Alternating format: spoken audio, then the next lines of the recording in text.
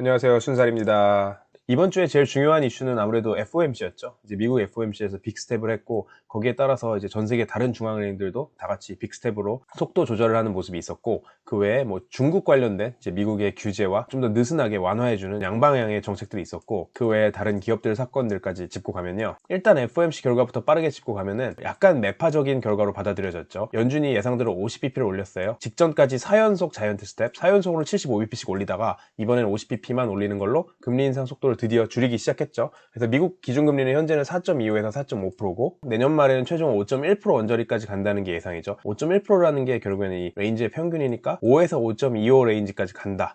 그러니까 지금부터 75bp는 더 간다는 게 연준 위원들 내 시장 전망이고, 점 도표를 보면은 이 점 하나하나가 연준 위원들 각각의 주요 시점마다의 기준금리 설문조사죠. 이거 자체가 기준금리를 결정하는 건 아니지만 어쨌든 굉장히 큰 참고가 되는 숫자고, 그랬을 때 보시면 이 5.5보다 높은 5.7을 찍은 사람도 2명이나 있죠. 강경한 사람들이 아직도 남아있다는 것들에 대해서 시장에서는 조금 더 매파로 받아들여졌고, 연준에서는 어쨌든 전반적인 스탠스는 오락가락이에요. 아직까지 모르겠다. 본인들이 뭐 의견을 내긴 좀 그렇고, 데이터를 보면서 계속 쫓아가겠다라는 얘기를 이제 반복을 했고, 이 데이터 무스의 역할을 계속 반복을 했고, 거기에 앞서서 이제 미국 물가 자체가 발표가 됐었는데 물가가 서프라이즈로 나왔었죠. 그래서 11월 CPI가 예상보다 낮았고, 이제 연간 7.1%, 이 차트를 보시면은 연간 전년 동월 대비해서 얼마나 올랐느냐를 계속 비교를 해주고 있는 건데, 6월 달에 이제 9% 넘게 피크를 찍고 계속 내려가고 있죠. 그래서 상승폭이 어쨌든 낮아지고 있는 상황이고, 이런 점들이 이제 연준이 기준금리 인상 속도를 늦추는데 도움이 되고 있겠죠. 이 주요 품목들, 에너지, 음식료, 중고차, 신차, 이런 주요 품목들이 다 내림세고, 주거비가 엄청 큰 부분인데 주거비 자체는 아직 소폭 오름세긴 해요. 근데 연준에서도 인정했다시피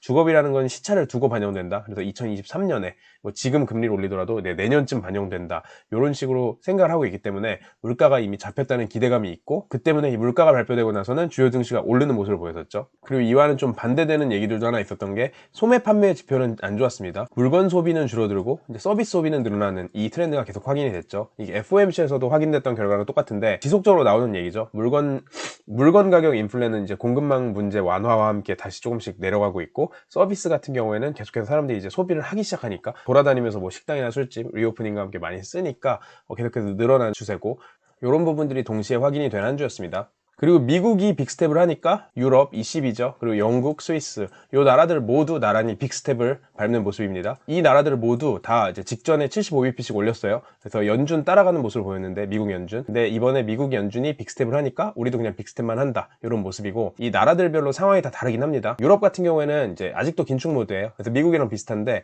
인플레 전망치를 높여 잡으면서 빅스텝으로 속도를 줄이긴 했지만 계속해서 한참 더 올려야 된다, 이런 스탠스고, 영국 같은 경우에는 이제 올리는 속도가 부담된다, 이제 올리는데 한계가 점점 있지 않을까라고 생각이 드는, 그러면서 11월에 CPI가 살짝 꺾였기 때문에 오히려 더 그러면은 우리가 금리를 덜 올려도 되지 않을까라는 이제 건덕지를 던져줬고, 근데 CPI가 사실 살짝 꺾여도 영국은 지금 상태가 너무 메롱인 나라라서 연간 10%가 넘는 인플레가 이어지고 있습니다. 긴축을 줄일 가능성, 미국 대비해서 이제 금리 격차가 더 벌어질 가능성이 있기 때문에 파운드화 같은 경우에는 이번 주에 약세를 보였죠. 아무래도 달러는 점점 덜 풀리는데 파운드화는 계속해서 이제 이거보다 더 풀린다고 생각을 하면은 파운드화 가치가 낮아질 수밖에 없겠죠, 상대적으로. 그리고 유럽에서 좀 재밌는 사건들이 이번 주에 탄소 배출 관련된 이 정책들이 좀 있었는데, 하나는 탄소 배출량에 연동시켜서 수입 관세를 매기겠다, 그리고 다른 하나는 탄소 배출권을 팔아서 재정을 메꾸겠다. 이 두 가지 얘기가 동시에 나왔습니다. 그래서 탄소 배출량에 연동시켜서 관세를 매긴다는 거는 유럽 제조업자들을 보호하고, 왜냐면 이들은 어차피 유럽의 기준에 따라서 좀 친환경적인 상위의 스탠다드들을 적용을 시키고 있는데, 이제 개발도상국이나 미국 제조업자들 입장에서 그런 걸 신경 안 쓰고 그냥 가성비 나오는 형태로 제품을 제조하겠다, 이런 식으로 이제 들이밀고 있죠. 탄소 배출량에 연동시켜서 관세를 매긴다는 거는 유럽 국가들 입장에서는 자국 제조업자들을 이제 보호하는 역할이 되는 거예요. 너네가 그런 식으로 환경 오염시키면서 싸게 물건을 만들어서 공급을 할 거면은 우리한테 세금으로라도 내라 라는 식으로 삥을 뜯겠다는 거니까, 어쨌든 간에 뭐 꼭 먹고 알 먹고인 이런 정책을 피려고 하는 건데, 기후변화 관련 조항이라는 것 자체가 국제무역에 적용된 사례가 이번에 처음이다 보니까 되게 상징적인 의미인 것 같고, 이런 식으로 선례가 생기고 나면은 영국이나 캐나다 같이 비슷한 조항을 도입하려고 고려하고 있던 나라 입장에서는 선례가 생기니까 훨씬 더 진행하기가 편해지겠죠. 재정이 부족하다 보니까 탄소 배출권 자체를 팔아서 그 돈으로 재정을 땡겨오겠다, 이런 얘기들도 있습니다. 탄소 배출권 가격이 유럽에서 이제 2년간 3배로 올랐는데, 정부 차원에서 이걸 경매를 해서 팔다 보니까 무형의 이런 권리에 대해서 이걸 판매를 해서 돈을 땡겨올 수 있는, 정부 입장에서는 되게 이제 꿀 같은 재정 수입이 되겠죠. 그리고 한 가지 더는 이제 최저 법인세, 이게 전 세계적으로 몇 년째 논의가 되던 건데 유럽에서 15%짜리 이 최저 법인세를 도입을 합의를 하기로 했고, 그래서 내년 말부터 모든 EU 회원국에서 시행하는 게 목표인데, 일단 미국이 어떤 식으로 반응할지 몰라가지고 좀 상황을 보긴 해야 돼요. 근데 어쨌든 그렇다고 하더라도 이 15%라는 게 결국에는 조세 피처를 찾아서 세율이 뭐 10%, 그보다 더 낮은 나라들을 찾아서 거기에 회사를 세워서 전 세계를 대상으로 다국적 사업을 운영하는 이런 업체들에 대해서 아무리 조세 피처를 찾아가더라도 너네가 그 차익만큼 15%를 채울 때까지의 차익만큼은 이 EU 내 다른 나라에서 무조건 어디서든 걷겠다, 이런 식으로 얘기를 한 거라서 이제 멀티내셔널 컴퍼니들 입장에서는 대응을 해야 할 수 있는 이런 상황이고요. 일본 같은 경우에는 상황이 그렇게 좋진 않아요. 근데 그럼에도 불구하고 물가가 상승하는 것 자체는 일본에서는 그렇게 나쁘게 받아들이진 않고 있고, 9.3%는 좀 너무 높긴 하죠, 일본 입장에서도. 그리고 일본 무역 적자 이어지고 있고요. 엔화 약세 아직까지, 물론 살짝 꺾이긴 했지만 최근에 어쨌든 엔화 약세인 상태고, 에너지 수입 의존하고 있는데 수입 가격은 여전히 높고, 일본에서 만든 거를 어딘가 수출을 해야 되는데 전 세계적으로 수요가 감소하고 있고. 근데 이걸 얘기하다 보니까 이제 꼭 일본 얘기 같진 않죠. 뭐 우리나라도 크게 다르진 않지 않나 라는 생각이 들고요. 중국 같은 경우에는 바닥 찍었다는 전망이 더해지고 있습니다. 그래서 모건스탠리에서는 내년 GDP 성장률을 중국을 5.4%로 높여 잡았는데, 올해 목표가 5.5%였죠. 근데 이제 근처도 못 갔고 3.3%에서 끝났는데, 내년에는 정책이 경제 성장에 좀 더 초점을 맞춰서 일관되게 밀어붙이기 때문에 앞으로 넘길 거다. 그래서 중국 정부 자체도 5.1% 전망하고 있는데 모건스탠리에서는 5.4%로 올렸고, 이 차트를 보시면은 중국 증시 자체도 이 회색선이 CSI 300, 이제 중국 기업들 300개, 그 다음에 이 빨간 선이 미국에 상장된 중국 기업들 주식 가격을 나타내는데 아직도 많이 빠져 있긴 해요. 그리고 이 파란 선이 이 MSCI 차이나 중국 전체 지수인데, 이 내용들을 보면 아직도 많이 빠져 있긴 해요. 근데 그럼에도 불구하고 10월 11월에 바닥 찍고 많이 올라왔고, 이 MSCI 전 세계 지수와 비슷하게 지난 1년간 퍼포먼스를 보면 이젠 다시 따라잡은 걸 확인할 수가 있죠. 그래서 중국은 바닥 찍고 다시 올라와서 세계 평균 정도랑 비슷해졌다라고 보시면 될 것 같고, 물론 현재까지 지표는 별로 안 좋습니다. 그래서 11월에는 마이너스 5.9% 소매 판매, 아무래도 이제 10월 11월 계속해서 제로 코로나 이어지고, 10월에는 이제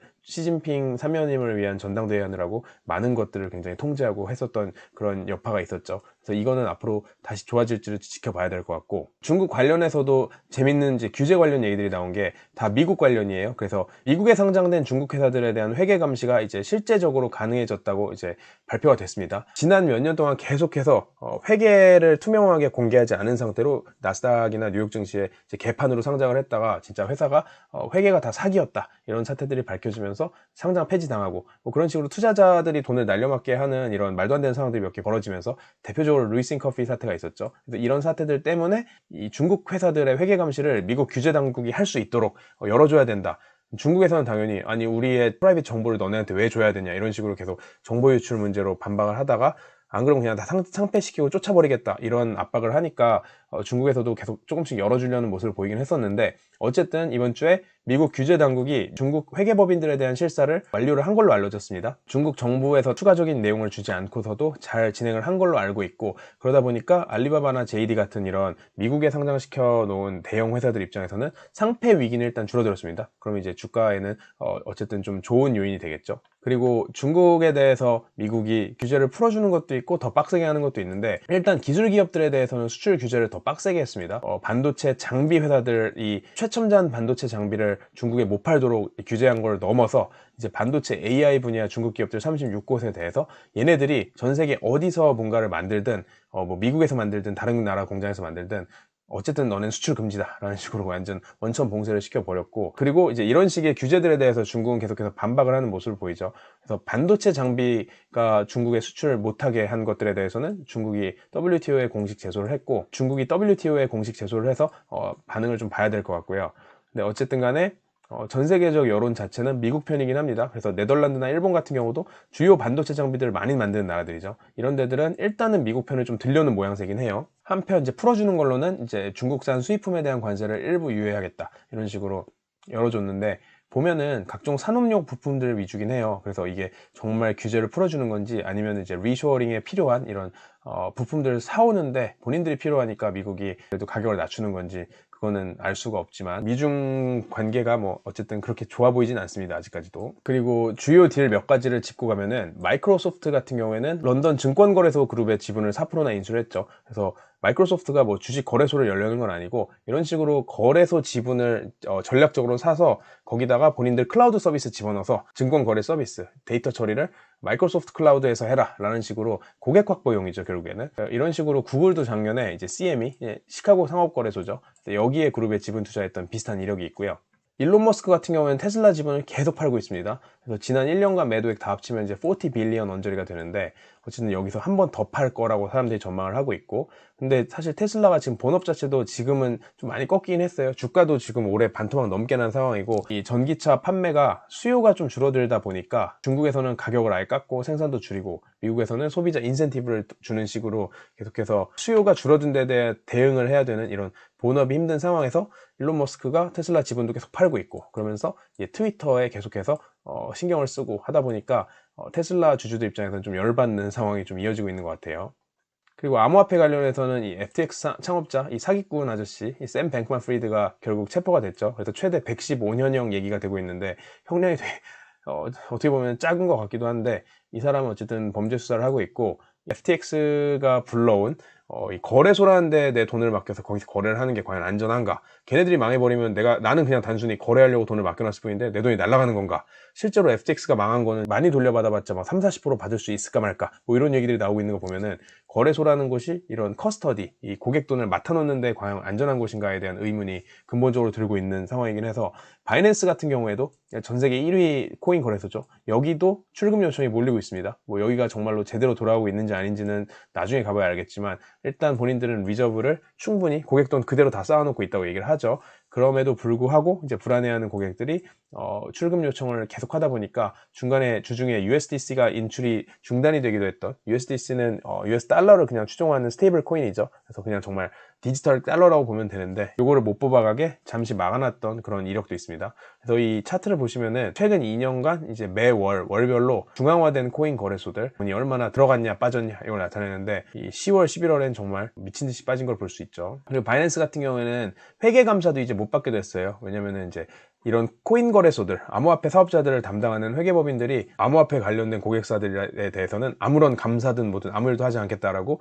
이제 사실 두 손 들고 나갔죠. 결과적으로는 본인들이 사실 책임 못 질 일 안 하겠다 하고 그냥 고객을 버리고 나간 건데, 사실 이런 기관들에 대해서 감사라는 단어를 쓰는 것 자체가 사실 저는 되게 웃기다고 생각하긴 해요. 왜냐면 이게 오디트를 정말 하는 게 아니라 그냥 정말 이런 새로운 시장에 대해서 그냥 관측 한번 하고 거기에 대해서 기록하는 정도지 않을까. 이게 과연 얼마나 신실한 감사라는 걸 할 수 있나, 이 오디트를 할 수 있나라는 데 의문이 있기 때문에 새로운 고객 늘려서 그냥 날로 먹겠다고 생각했던 회계법인들이 이제는 본인들 능력이 안 된다는 걸 이제 깨닫고 나가는 것 같고, 본인들 능력뿐만이 아니라 이건 뭐가 정해져야지 거기에 맞춰서 감사를 할 텐데 이제 아직도 와일드 웨스트인 동네이기 때문에 회계법인들이 어쨌든 불필요한 리스크를 좀 줄이는 것 같습니다. 또 재밌었던 소식 중에 하나가 이 비행기 1등석이 다시 돌아오고 있죠. 사실 여기 이거 보시는 분들 중에 1등석 타보신 분들이 몇 분이나 되실지 모르겠긴 한데, 저도 어쩌다가 랜덤하게 한번 타본 거 말고는 1등석은 타본 적이 없는데, 팬데믹 터지고 최근 2년간 대부분 항공사에서 중단이 됐었어요. 왜냐면 어차피 수요도 없고 1등석 탈 만한 사람들은 이제 프라이빗 제트를 타고 가거나 그냥 아예 안 타거나 그랬던 것 같아서, 그러면은 이런 남는 공간을 아예 이코노미로 바꿔버리거나 아예 그냥 화물기로 바꿔서 화물 운송을 하자라는 식으로 항공사들이 전략을 바꿨었죠. 여객 수요가 다시 돌아오니까, 여행 수요가 돌아오니까